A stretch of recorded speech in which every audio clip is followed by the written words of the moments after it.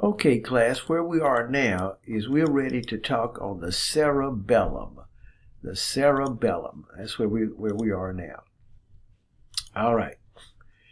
Located dorsal to the pons, here's the pons here, there's the cerebellum, protrudes under the occipital lobe. See on the side, it would be under the occipital lobe.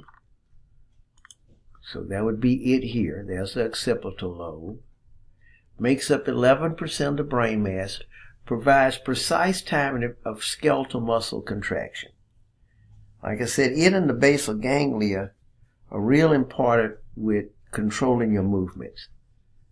Cerebellar activity occurs subconsciously. You don't have to think about it. Here's the cerebellum here.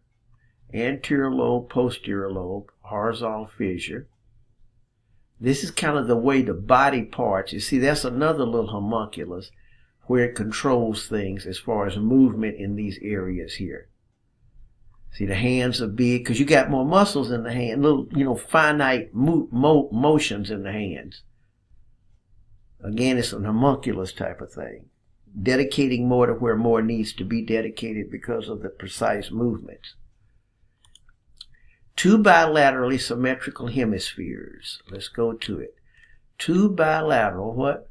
Symmetrical hemispheres. Okay. Matter of fact, I want a better picture of that thing there. See what we got here. See, that's that cerebellum right there. Two bilateral symmetrical hemispheres. Folia. The folia are those grooves across that you see in the cerebellum, the folia, which would be these here, like little leaves. Each hemisphere has 3 lobes, anterior, posterior, and floccular nodula. Okay, like here, there. Okay, anterior, posterior, and a floccular nodula, which you can't really see here. That's the vermis halfway. Okay. Neural arrangement, gray matter cortex, just like we had before, internal white matter, scattered nuclei. Arbor vitae, tree-like pattern of the white matter. Okay. 3 paired fibers connect the cerebellum to the brainstem. Superior peduncles, middle peduncles, and inferior. Superior peduncles. See, these are the peduncles that connect the cerebellum there. Okay. Okay, so we go back and we're looking again at the cerebellum.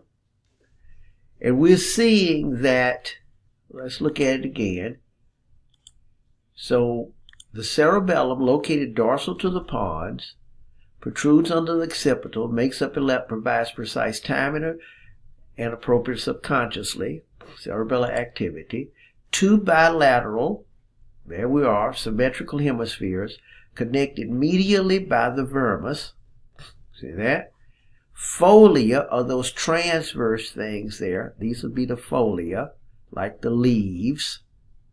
See that? Each hemisphere has 3 lobes. It has an anterior lobe, posterior, and a floccular nodular lobe down here.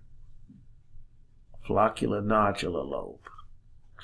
Neural arrangement, gray matter, cortex, like in the cortex, internal matter, white matter, and scattered nuclei. Okay. If you look inside, and I don't know if I have a picture of the inside, you would see this arbor vitae, this tree that you would see. Okay, what you see here is, I was able to find it, this arbor vitae, this tree that this has been dissected. That's that arbor vitae, that tree looking inside there. So see again, here's the floccular nodular lobe, and you have the cortex, which is kind of the outer bark of this, the cortex, and then you have that white matter area in there. See, just like you did in the cerebrum.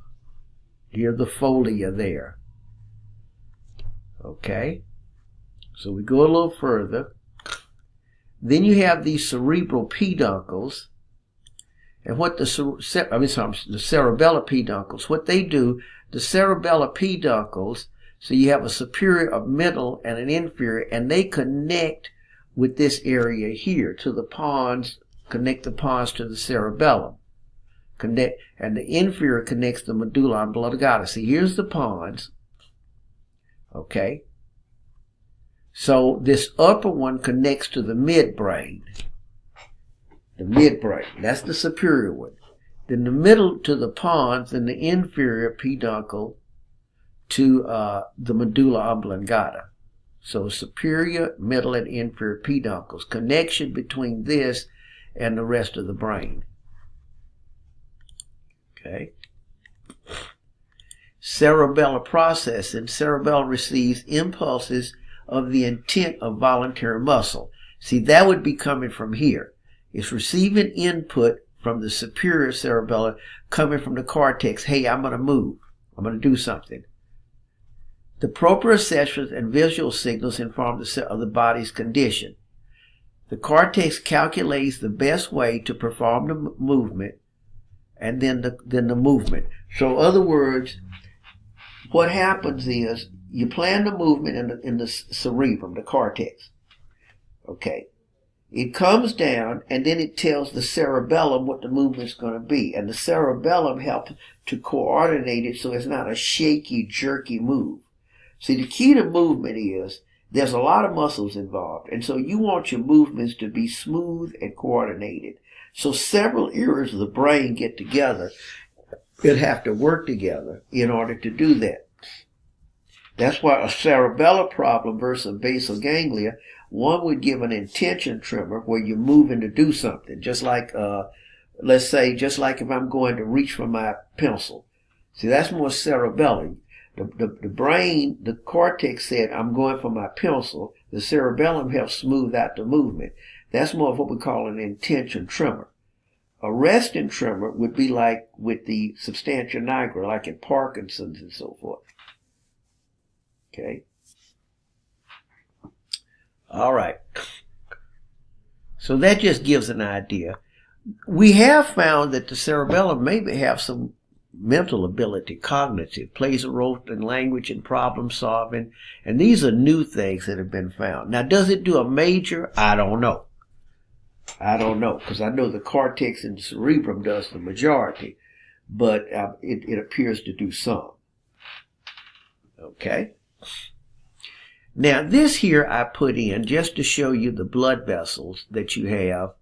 We'll do that in A&P too, but you have to have a lot of blood vessels going up. The carotid arteries, all of these different blood vessels that must go up into the brain to perfuse it and everything like that. And we'll talk more about that in A&P too. See, this is where a stroke occurs. Now, the new term for stroke, not stroke, is called cerebral vascular accident. Cerebral vascular accident. But basically, what a stroke basically is when these blood vessels are occluded in some way, and depending on what area of the brain would determine where that particular stroke is. Occlusion means to close off. All right. All right. So where we are now is to talk about these things called the cranial nerves. We're going to do another video, but let me just set it up. Okay, we had 31 spinal nerves. Let's remember that from the spinal cord. We have 31. Why do they call them spinal nerves? Because they're coming off the spinal cord. Okay, we'll talk more on those later in the peripheral nervous system. Remember, nerves in the peripheral nervous system. A nerve, again, technically speaking, definition, is a cluster of neuron axons in the peripheral nervous system. A cluster of neuron axons in the peripheral nervous system. And that's our next chapter, peripheral nervous system. But we have 12 nerves coming off the brain. Now remember, with the spinal nerves, you had 31, but what did you really have? 62, because it was bilateral. With the cranial nerves, you have 12. We'll be talking about those in just a moment in the video. But you actually have what? 24, because it's bilateral. Okay? So that'll be my next video on the cranial nerves, the ones coming from the brain.